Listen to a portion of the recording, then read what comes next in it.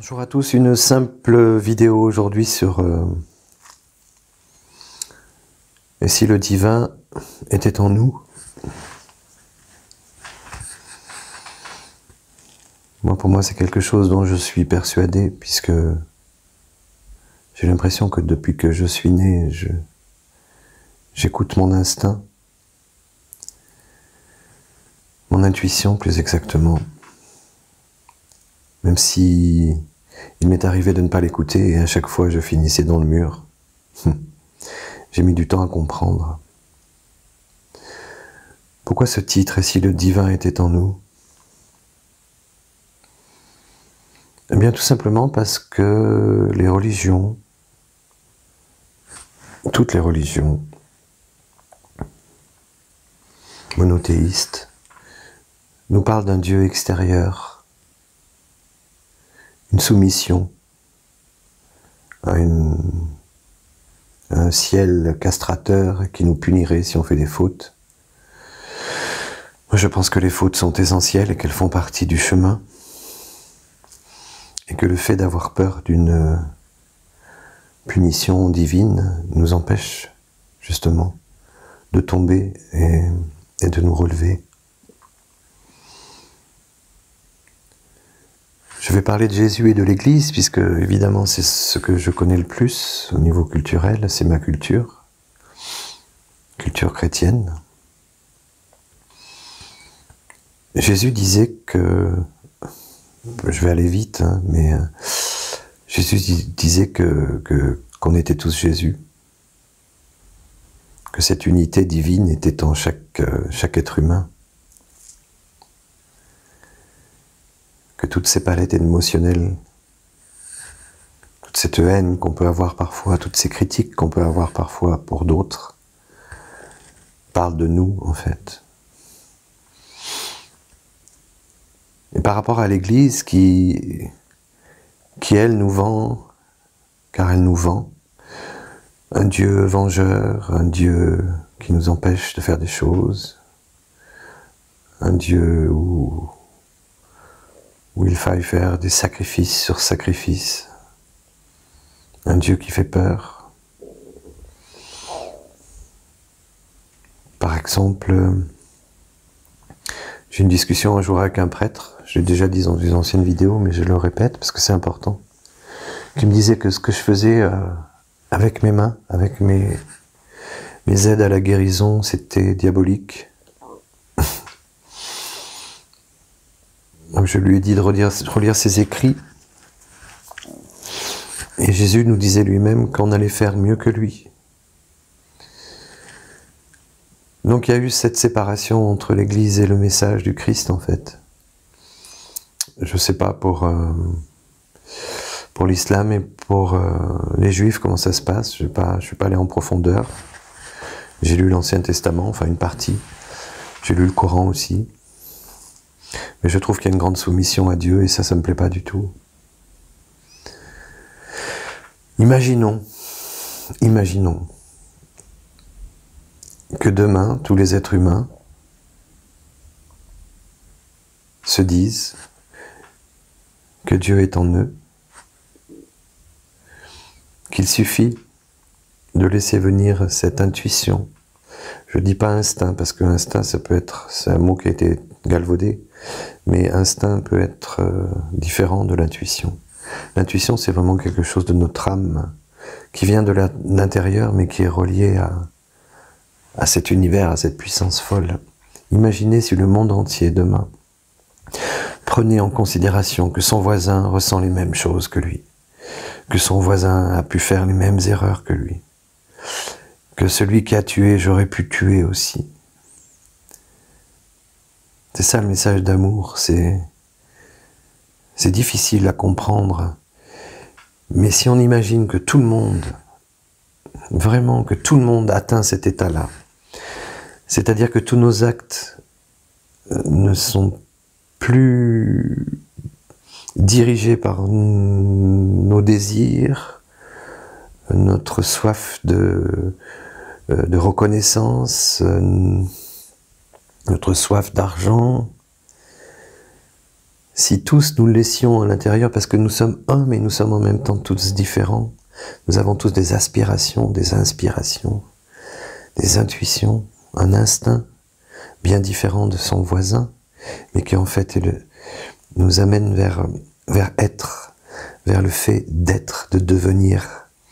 Si Dieu existe, il nous a fait pour ça, pour devenir qui nous sommes.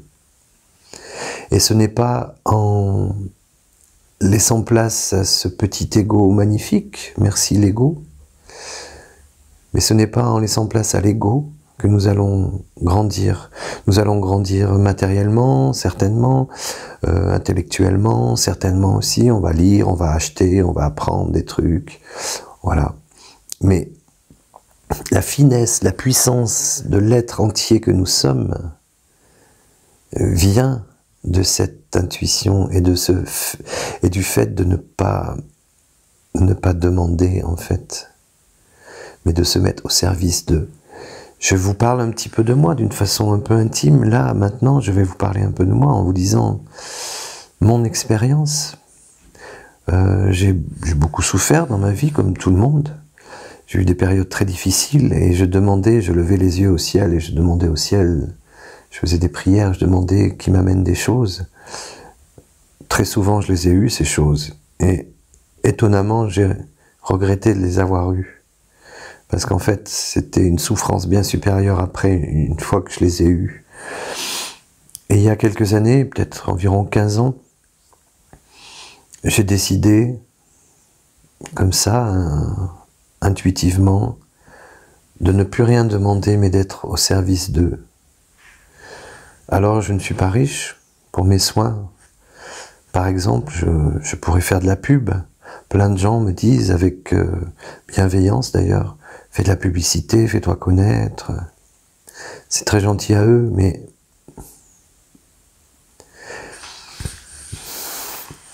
j'allais dire, c'est pas la peine. J'ai un petit roulement qui se fait, je ne suis pas riche, mais je vis. Je mange, je dors. De temps en temps, je peux me faire un petit plaisir. Mais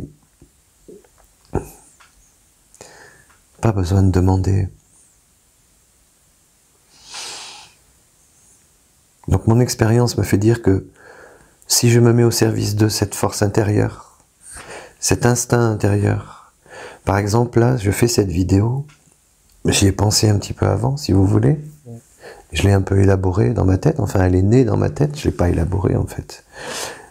Et je me suis dit, tiens, il faut que tu parles de ça dans une vidéo. Et quand j'ai appuyé sur le bouton, je savais pas vraiment ce que j'allais vous dire en fait. Et c'est ça qui est bien. Et il y a un moment où je vais appuyer sur le bouton parce que j'aurai la sensation intérieure d'avoir passé mon petit message en attendant le prochain. Alors, y a-t-il une part d'ego à faire des vidéos et à être vu par des centaines de personnes? Oui, certainement. Certainement. Mais pas que. Il y a aussi cette compréhension des choses, pour moi, que j'ai envie de partager.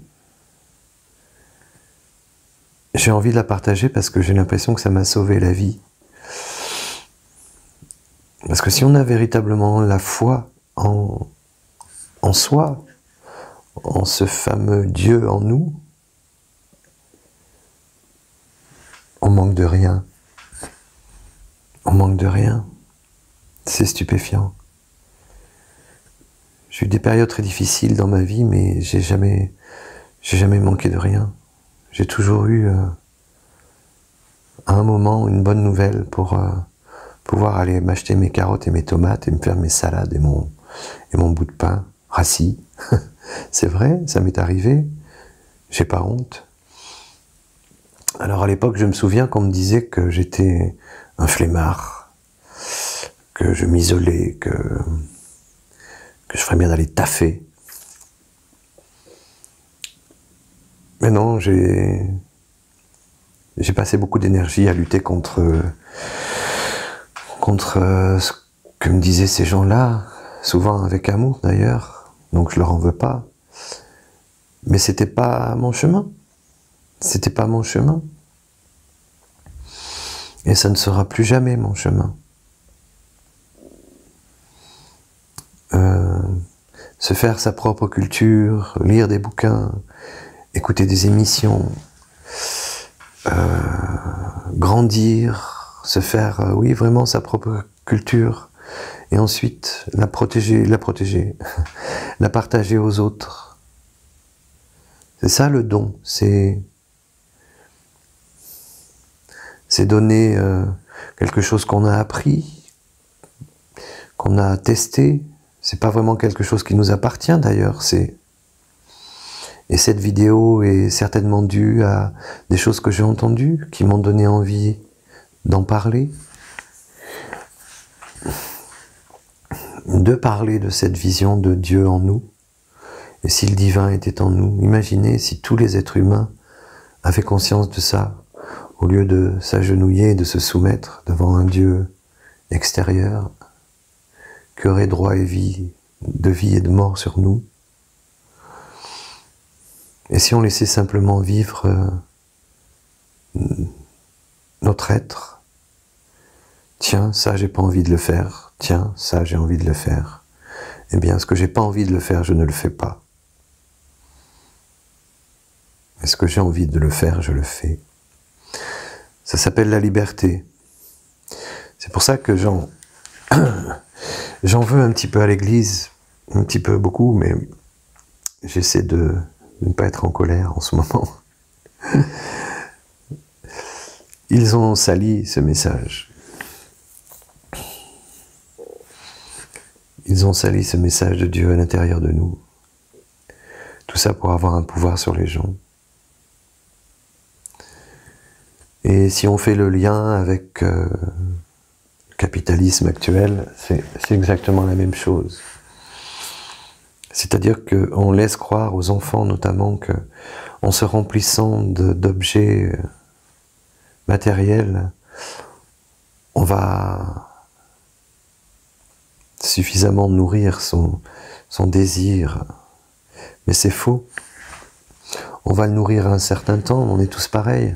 On achète un petit truc dont on a envie depuis 6 mois, on va dire, quand on l'a, on est comme un dingue, et puis 4, 5, 6, plus ça va, 7, 8, 9, 10 jours après, petit à petit, cette chose-là n'a plus du tout l'attirance qu'elle avait au début, parce qu'on l'a eu, cette chose. Et si on s'arrête, c'est pareil avec Dieu, si on s'arrête à ce qu'on a, et non pas à ce qu'on n'a pas, et à ce qu'on doit découvrir en laissant justement cette inspiration divine nous pénétrer, eh bien, si on arrive à se libérer de ce matérialisme, on touche une part de soi qui est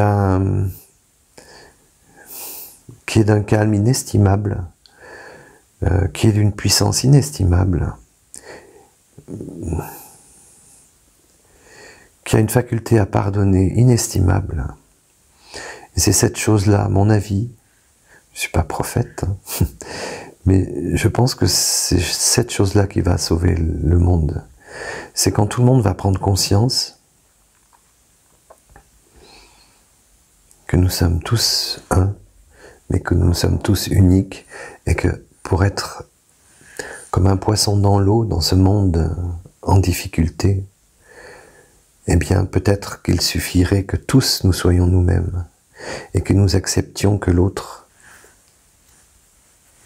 décide de vivre quelque chose qui nous révolte ou qui nous plaît pas, et qu'on décide de l'accepter, et que cette unité du monde est remplie d'unités multiples.